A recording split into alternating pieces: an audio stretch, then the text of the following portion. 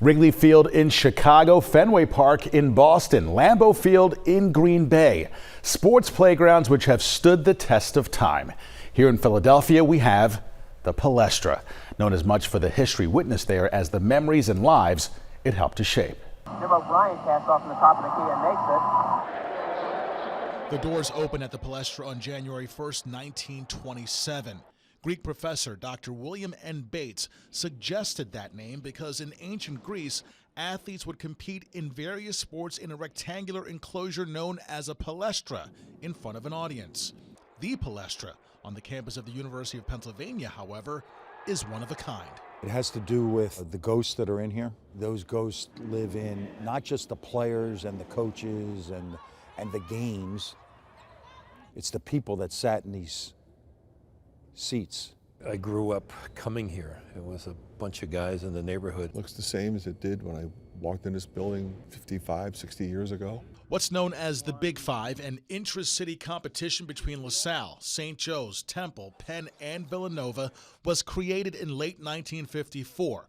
The Palestra was its home. The spirit, the rivalry, many of the participants grew up in the Philadelphia area. They played against each other on the playgrounds. When you talk about history, and not just sports history, have meaning for all of us, the Palestra is one of those. I can't tell you the number of people over the years that would tell me, I had my first date here and then I married my wife because of that experience I had at the Palestra. It's just one of those places that's filled with aura. Sociologically, too, Siafa, this was a place where everybody could come. And you think back to the 60s and 70s, different times. We were all together for the same purpose, to watch great basketball. You sort of saw the transformation in how communities operate.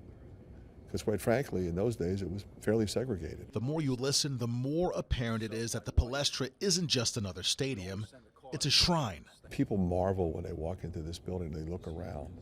But I mean, I remember I saw Kobe Bryant play here in high school. You and I were looking at the 1958 all-opponent team. Wilt Chamberlain, Kansas. Oscar Robertson, Cincinnati.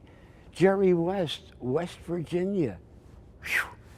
Played on this floor against Big Five teams. The corridor at the Palestra is literally a museum of college and Philadelphia basketball. We've had tennis matches here. We had a Virginia Slims tournament back in the 1970s in the early days of women's tennis. The Palestra was a mess hall during World War II for 3 years. It is apparent that mere words do not do this place justice, nor can the story about it which you're watching. The Palestra is more than the games played here, the legends who coached here, the players who enthralled the crowds. Right side, St. Joe's playing his own. Now Cotler shoots from the top of the key. It's in. The Palestra is Philadelphia. It is the best of us. Of all the honors and the accolades and the wins and even the losses, if they were to put on my headstone, coached in the Palestra, that'd be worth it. The Palestra is known as the Cathedral of College Basketball. It turns 100 years old on January 1st, 2027. I'm Siafa Lewis, CBS News, Philadelphia.